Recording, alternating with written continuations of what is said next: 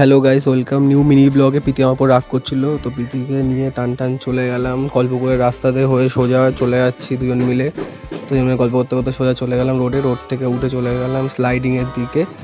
তো স্লাইডিংয়ের দিকে গলি দিয়ে ঢুকতে গিয়েই দেখি যে ট্রেন আসছে। তো ভালো করে দেখলাম স্লাইডিংয়ে ওঠার রাস্তাটা বন্ধ করে দিয়েছে। তো bad luck. A few moments later.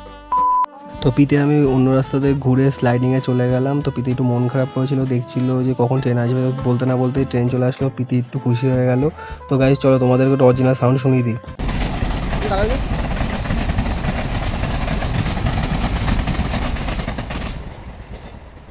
দুজন মিলে চলে গেলাম কর্নিমোড় ফ্লাইওভার ব্রিজের নিচে, মার্কেটে ঢুকে গেলাম। তো গিয়ে দেখছি একটা গরু দাঁড়িয়ে রয়েছে, তার একটু সামনে দুজন মিলে হাঁটতে হাঁটতে গল্প করতে করতে একটুখানি খুশি হতে হতে চলে গেলাম। সামনে গিয়ে দেখছি একটা গরু, তাকে একটু আদর করে দিলাম গরুটাকে। তো তারপর দুজন মিলে চলে গেলাম সামনের দিকে। তো প্রীতি বলছিল আইসক্রিম খাবে, প্রীতিকে একটা আইসক্রিম কিনে দিলাম। তো আইসক্রিমটা প্রীতিকে ছিঁড়তে বললাম, প্রীতি আইসক্রিমটা ছিঁড়ে এবার প্রীতিটা আইসক্রিমটা চুষে খেয়ে নিল।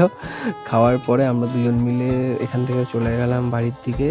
তো গাইস আজকের জন্য টাটা।